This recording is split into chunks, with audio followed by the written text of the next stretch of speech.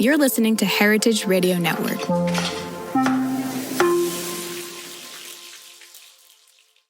Westholme is working with the land to create nature-led Australian Wagyu. Westholme believes that when nature leads, flavor follows. Learn more at westholme.com.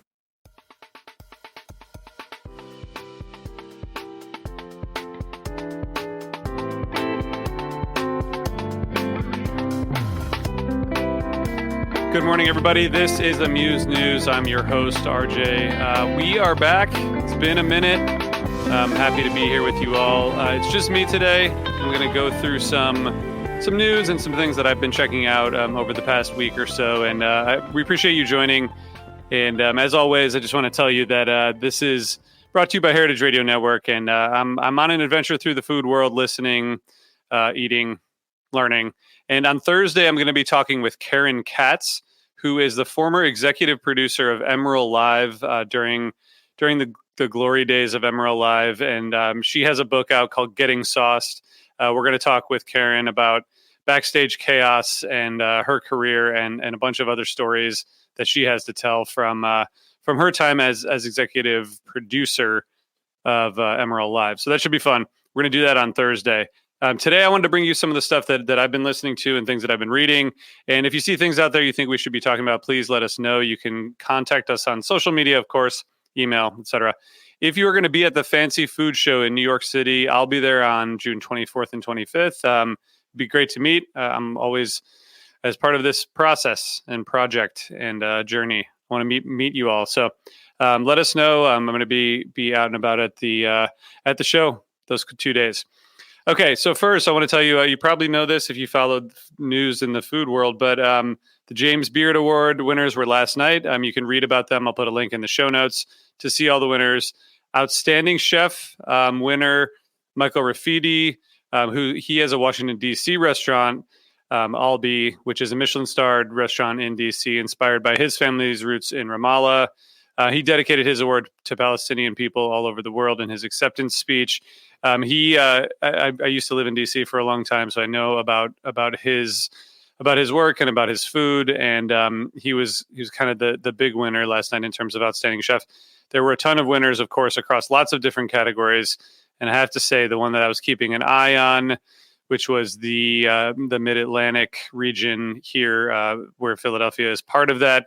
Jesse Ito from Royal Izakaya, who I'm going to be interviewing in a couple weeks, was nominated again, I think for the fourth time, and did not win. But he's got to win at some point because, he should. It's an amazing restaurant. And so anyway, all the winners are listed at the link in the show notes.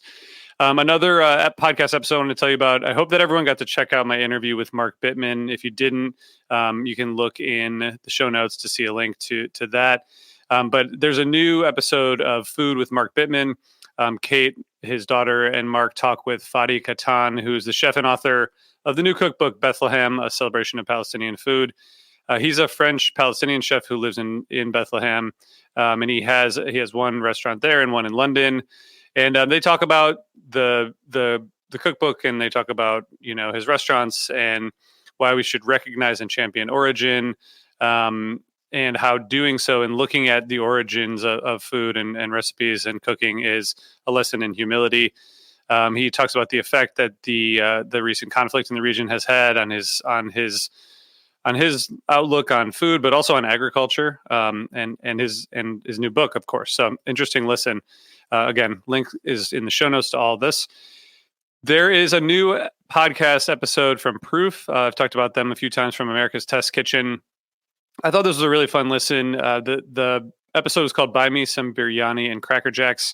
So the premise of the episode starts with, how did biryani become the go-to dish of cricket matches? So there's a journalist who was reporting as the Cricket World Cup tournament plays out, and it talks a lot about this dish and how biryani is served differently in different areas that play cricket. Of course, there's beef biryani that is available in some countries and not in others. And it's interesting. It's a really great story that combines food and sports and geopolitics and culture.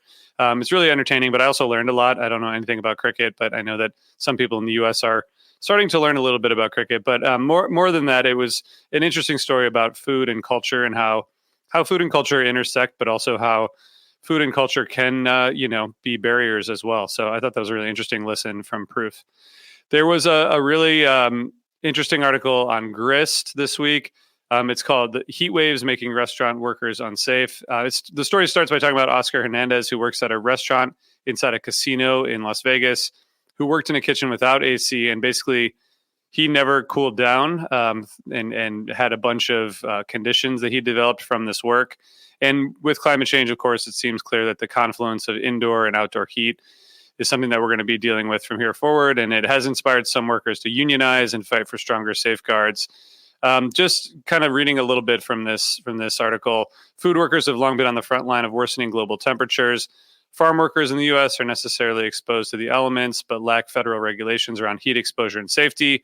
Delivery workers must travel through extreme heat and other events to earn a living. And restaurant cooks and servers can often be subjected to extremely high indoor temperatures and, depending on their workplace setup, outdoor temperatures as well. And the nature of the work, where service is key and kitchens stay open during global pandemics and during any weather, means that workers are expected to show up no matter what, and that their safety may be compromised. So this article touches on the solution side, on the positive side, which I always try to get to.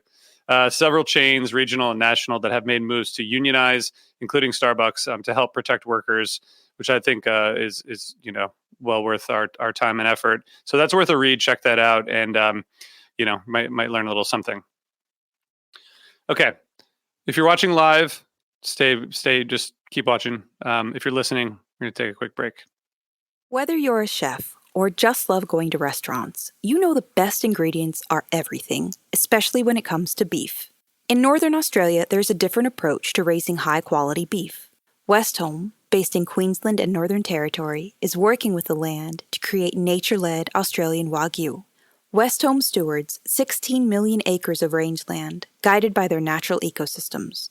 They're led by a belief that if they balance the needs of their cattle with the needs of the environment, both can thrive. Westholme's team of rangelands experts and nature managers use a variety of tools to monitor and respond to the welfare of the environment, like satellites that address grass health and on-the-ground research. Cattle are happier when they have the freedom to forage and explore, so Westholme ensures that they can roam wild, foraging at will for the first 2 to 3 years of their lives. Their cows graze on native grasses like Mitchell grass, which is only found in Australia, along with dozens of other plants, herbs, and seasonal legumes. The result is a high-quality Wagyu beef that reflects the terroir of Northern Australia and a flavor suited to complement any cuisine. Westholme believes that when nature leads, flavor follows. Learn more at westholme.com. All right, there was a cool, interesting story from Fern. If you don't know about Fern, the URL is thefern.org. It's the Food and Environment Reporting Network. They had a story this week about the cafeteria as classroom. So they talked about how in 2019, students at an elementary school in Lawrenceville, Georgia, were looking at how much food they were throwing away. And the students weighed their waste and found that one day's lunch in the school, which was served to 721 kids, generated nearly 600 pounds of food waste. 75 pounds of it was fruit and vegetables, and 120 pounds of it was still edible, unopened milk cartons, bags of carrots, sliced apples, etc. And the article talks a little bit about the waste from schools. So with more than 95,000 schools across the country serving lunch, that waste adds up. And just as one point, 530,000 tons of food and 45 million gallons of milk is wasted in the U.S. School cafeterias each year. That's according to the World Wildlife Fund estimates, which translates into about $1.7 billion worth of uneaten food. But the cool part of this story is that kids at this Lawrenceville, Georgia school enacted several measures that they came up with on their own and found that through their efforts, the waste had dropped from 589 pounds to 435 pounds. The amount of discarded vegetables fell by half, and 108 pounds of edible food was sent to a share table instead of to the landfill. So they would take what was left and what wasn't open and put it out on a table for people. They would put the milk in refrigerators, kind of common sense stuff, but stuff that just wasn't part of the process. And this story has a bunch of other examples from schools that have come up with solutions to these problems from the kids themselves. As always, as a father of 3 kids, I definitely believe that, they can probably come up with better ideas than we can. So it's a really interesting and kind of inspiring story about how we can have our kids and the next generation kind of help us figure out solutions to some of these problems. So those are just a few of the things I've been reading. I want to tell you about a few other podcast episodes that come from HRN. We had a new episode of Beer Sessions. So Jimmy went up to Maine.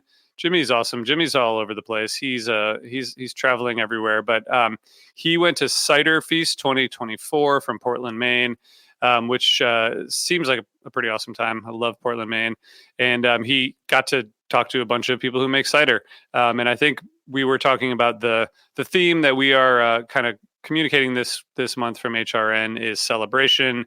And this episode is a huge celebration of all things hard cider. They talk about ciders from all over Maine, and it's interesting and fun episode. So Jimmy, keep up the good work, and thanks for sharing this. And another episode this week, we have Culture and Flavor.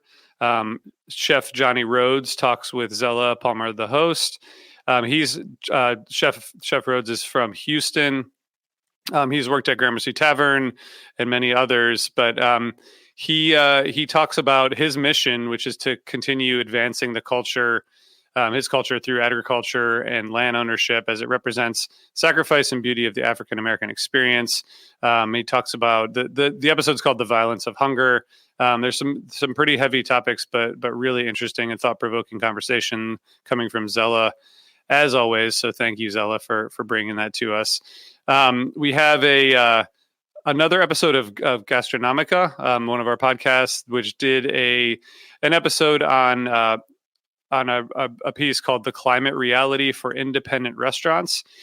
This is an interesting report from the James Beard Foundation and the Global Food Institute called "The Climate Reality for Independent Restaurants," a deep dive into the supply chain and new economic realities. So that's another thing to check out, especially if you're in the restaurant industry or you're thinking about things from that perspective. I feel like we came at you with a lot of sad news about the climate today, but we're trying to balance it out. There is one more episode I want to tell you about, which is a new episode of Meat and Three that came out late last week. And it's called The Great Meat and Three Debunk-isode. So it's really just talking about, food myths and setting the record straight. They talk about sushi, they talk about MSG, breaking down skin contact wine, Wisconsin old fashioned. There's lots of great stuff. And there's a bunch of links to further reading of the episode. So thanks to our interns, Addison, Sam, Hannah, Elizabeth, Sophia, and our team, Armin, H, Taylor, and all the other interns who have been part of this program. It's really fun to watch this work come to life. So I will put the links to all that stuff in the show notes. I will be back on Thursday, as I mentioned, with an interview with Karen Katz, who is who has a lot of stories to tell about Emerald Live and her time there as executive producer. So I'm looking forward to that conversation. I hope you all are too. And I hope to see you all back here later this week. Thanks so much. Have a great day.